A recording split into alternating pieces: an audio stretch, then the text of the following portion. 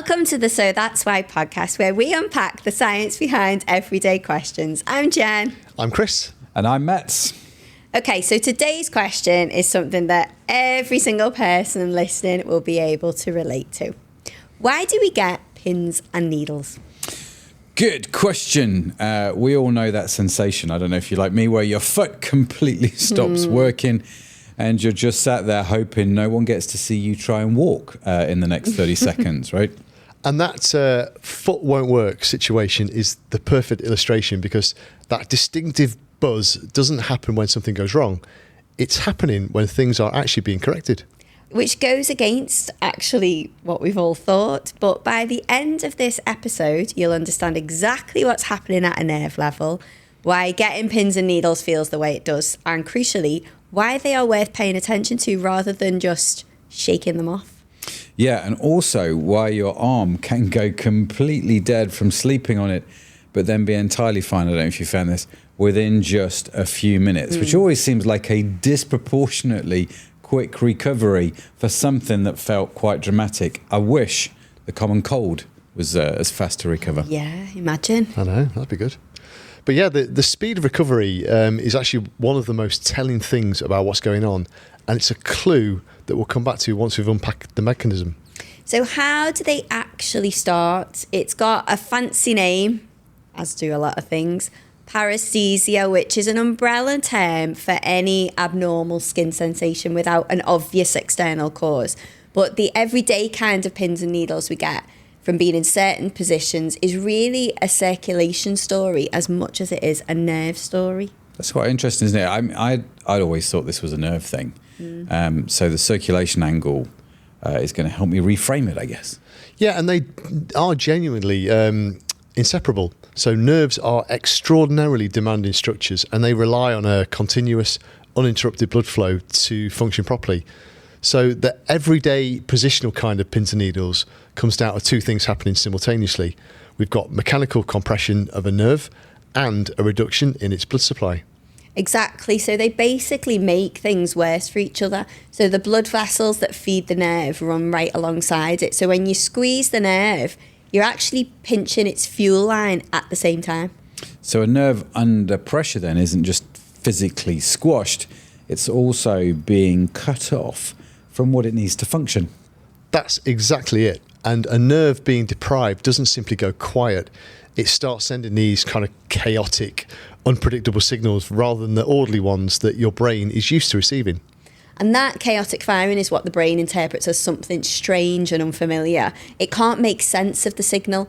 So rather than recognising it as a nerve under pressure, it registers it as something that needs attention. Right, so when your leg falls asleep, then it's not actually asleep, it's not actually silent. It's more like a radio that's kind of picked up interference instead of the actual station. Yeah, that interference analogy is a good one. In fact, we should call you Captain Analogy. Sure. Yeah. If I'm Captain kind of sensible, or what? Captain Mythbuster. I still need one. I still need a title. Madam Mythbuster, wasn't it? I can't remember. Yeah, I wasn't keen on it. Oh, yeah, we need a better one. So I've lost my train of thought completely. We were talking about your analogy of interference, and it is a good one, because what determines the specific character of that buzz that you get comes down to which nerve fibres are affected and in what order, because not all fibres respond to compression the same way. So to add to that, so the big myelinated ones, they're called the A beta fibres, and they handle regular light touches. They're the most sensitive to being squeezed because they need the most energy, so they're the first to shut down essentially when the blood flow drops. So the fibres whose entire job is to tell your brain everything is fine are the first ones to check out under pressure. So is this a bit of a design flaw? Well, yeah, I think it's a fair point. And when those large fibres go offline, the brain stops receiving the usual reassuring touch signals. And in the absence of that normal input, its interpretation of what's happening to that limb shifts entirely. So you're then left with the smaller fibres, the A delta and the C fibres that carry pain and temperature signals, and they're more resilient, so they keep firing even when the larger fibres have already dropped out. Yeah, so your brain is getting the something wrong signals, without its fine signals to balance them out. It's like the alarm is going off without the all clear. Yep, Captain Analogy, thank you very much. But yeah, that alarm without the all clear framing explains why there's kind of often a distinct sequence of the experience. So many people notice the area goes numb first before that tingling begins. And that numbness is the A beta fibres that Jen mentioned going quiet. The tingling that follows is what happens when those smaller fibres are left broadcasting on their own. And it's a really useful distinction, because many people assume that the numbness and tingling are the same thing, but they're actually two stages of the same process, just happening in sequence. Yeah, so you go through the numbness on the way in and then the tingling on the way back out. And those two feelings are basically the bookends of the whole event, right? Exactly right. And here's the find that I find genuinely fascinating. Okay, make of that what you will. The tingling itself... Captain Geek. The tingling doesn't happen while the nerve is compressed. It happens when the pressure is released and the blood flow is rushing back in.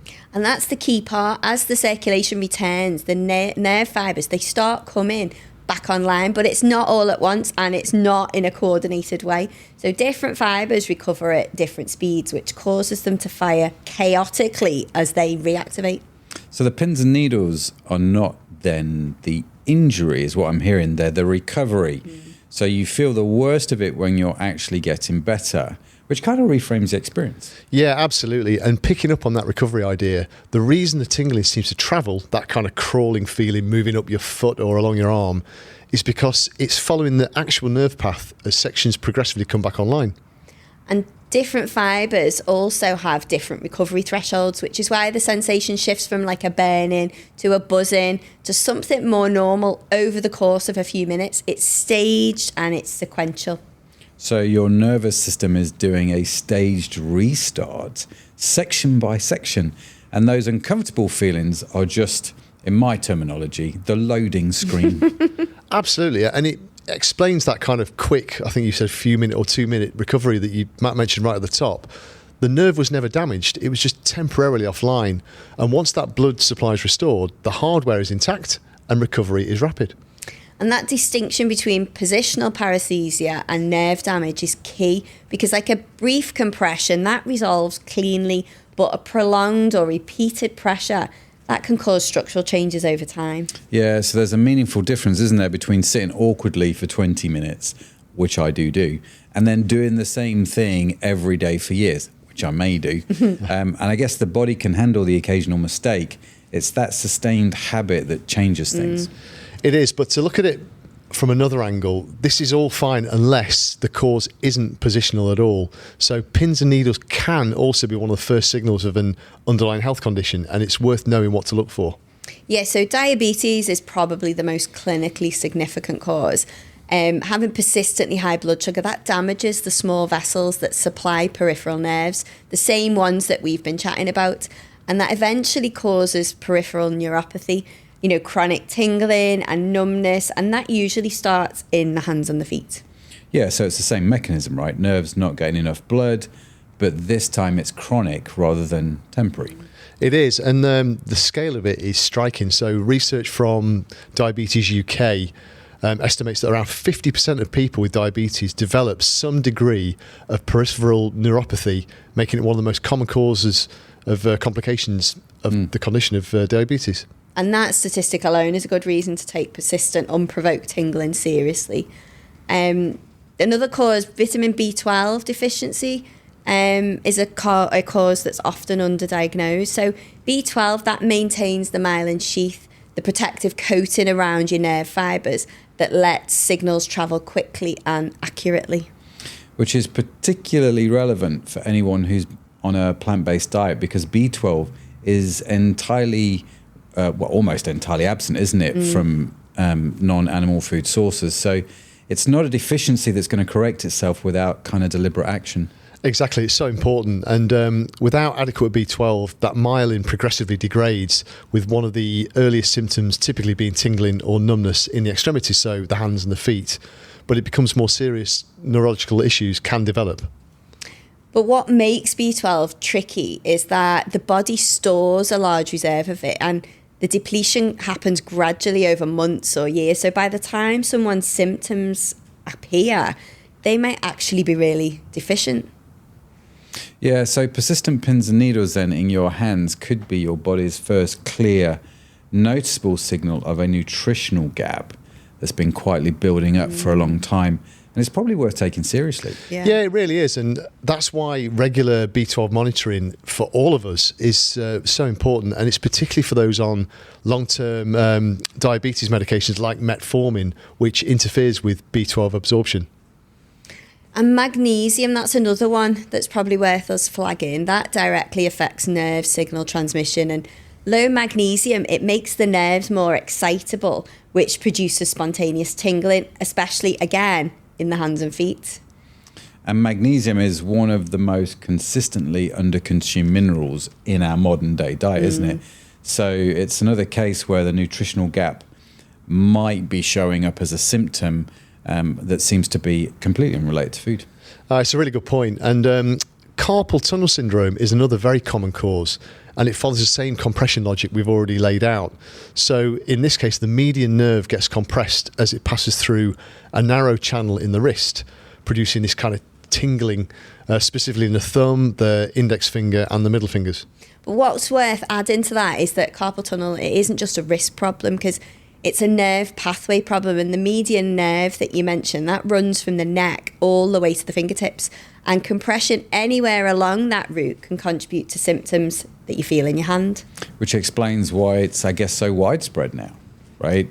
If you're at a keyboard 6 to 8 hours a day or 10 to 12 hours a day, depending on your job, if you've got your wrist sort of bent slightly out of position, the nerve is sort of under this low-level compression, isn't it, for most of your working life? And I figure it's eventually going to stop tolerating that. And with this whole topic of pins and needles, there's one more cause that genuinely catches people off guard, and that's anxiety. So when we're anxious, we tend to overbreathe, often quite subtly, without even noticing. But this lowers the CO2 levels in our blood. Yeah, and that CO2 drop, it's got direct physiological consequence. So it changes the blood pH, it lowers blood calcium, and that increases the peripheral nerve excitability. So that means the nerves start firing more spontaneously, producing tingling, particularly in the hands and around your mouth. So the tingling you get during an anxious moment then isn't imagined. It's a real, measurable physiological response to a breathing change, right? Yeah, and the evidence for it is surprisingly direct. So studies using controlled hyperventilation can reliably reproduce pins and needles in healthy subject within 2 to 3 minutes, which shows exactly how quickly CO2 changes affect that nerve function. But the good news is that, slow, controlled breathing during an anxious episode, it doesn't just calm you psychologically, it actively corrects that CO2 imbalance, so that's triggering the nerves, which is why the tingling fades as you breathe more slowly and gain control. Yeah, so there's a specific physiological loop at play here, isn't there, that we can see. You've got anxiety, which triggers shallow breathing, which then drops the CO2 levels, which then makes nerves fire spontaneously, which feels alarming, which can then deepen the anxiety. And knowing what's happening, I think, is a good way to help break that loop. Yeah. Totally. And building on that, so brief pins and needles that go away as soon as you move are totally normal. So the good news is that's exactly what most people experience, rather than something kind of more serious behind it. Yeah, fascinating. I mean, the practical rule I'm taking from all of this, if change in position fixes it, it's almost certainly mechanical. If movement makes no difference at all, that's a signal probably to go get it looked at. Exactly, and the patterns worth flagging to a doctor are persistent tingling in the same location without a positional explanation. Tingling that comes alongside muscle weakness, or symptoms that are consistently worse at night when you haven't even been in an unusual position. Yeah, and beyond those, I think any sudden onset of numbness or tingling in, one side of the body, especially alongside the like facial drooping, slurred speech or arm weakness, that needs emergency attention because it can indicate a stroke or a TIA. Yeah, and that presentation is clearly different, right, from the gradual bilateral, I've been sitting on the floor in a weird position way too long. It's sudden, it's one-sided, and accompanied by other things that feel unmistakably wrong. Yeah, so as Matt says, the vast majority of pins and needles is your body doing exactly what it should be, but it's a sensation worth staying curious about rather than always dismissing it. Yep, it is. And so for everyday positional kind of pins and needles, gentle movement is the most effective response because it encourages that blood flow. It speeds up that nerve recovery process that we described earlier. So here's a fun fact for you. There is... I figured out your name. Go on. Fun fact, Jenny. So you two get captain something. And You can be captain fun fact. Okay. I always thought I was just going to get fun fact, Jenny. Okay, so here's a fun fact. There is no evidence that vigorous shaking is more effective than gentle movement to get rid of pins and needles. So the nerve just needs circulation restored and a bit of time to resequence its firing, which happens naturally. Well, thank you, Captain Fun Fact, because I am the person that violently flaps my hands trying to get, like I'm trying to launch it off my wrist. And I figure I'm not the only one that's done that. No. Yeah, there's genuinely no need for the kind of vigorous action. Gentle is enough. But for recurrent carpal tunnel symptoms specifically, wrist splints worn at night have solid clinical evidence. They prevent the wrist from flexing during sleep, which is when compression tends to be at its worst. And for the anxiety-related kind, slow diaphragmatic breathing is probably the most direct intervention. So you're actively restoring CO2 levels and reducing the nerve excitability, not just managing how you feel about the situation. So the box breathing that gets recommended for anxiety is a direct physiological reason why it works specifically for the tingling. Yeah, and for a lot of people, if you think of kind of office workers, the most useful long-term habit is actually about posture and screen setup. So keeping your wrists in a neutral position during keyboard work, taking regular breaks from sustained positions, that removes the low-level compression that accumulates across that working day. But if you get chronic or recurrent pins and needles, try and focus on root causes like posture, nutrients, blood sugar, rather than quick fixes. Yeah, so the long-term answer isn't what you do when it happens, it's the conditions you're creating day in, day out that determine how often it shows up in the first place. And that connects back to a lot of ground we've covered before, like B12, vitamin D, omega-3, magnesium. These all affect neurological function in different ways. And pins and needles is just another place where those gaps surface as physical signals before anything more serious develops. Yeah, that's a really important thread, and blood flow quality runs through all of it. So whether it's cardiovascular health, brain function, or peripheral nerve health, the quality of circulation fundamentally shapes how the whole system performs. Yeah, and it also ties back to the brain fog episode, where nerves under sustained stress and nutrients aren't reaching where they need to go. The body uses these sort of sensations like pins and needles to flag something it can't communicate in any other way. And I keep coming right back to what Chris said at the start, that the pins and needles themselves are the recovery, not the damage. So the uncomfortable sensation is actually proof that your nervous system is doing its job.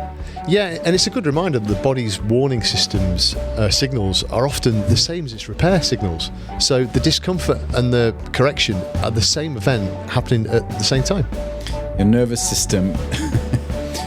system staging a full protest turns out to be working exactly as intended, which makes it considerably easier to live with that knowledge. So that's why the next time that familiar buzz starts working its way up your foot, you'll know exactly what's happening. That's not a problem, that's the recovery already underway. Yeah, your nervous system is doing a full-time reboot in real time. So that's it for this week. Hit subscribe and drop us a comment with whatever question you'd like us to explore next.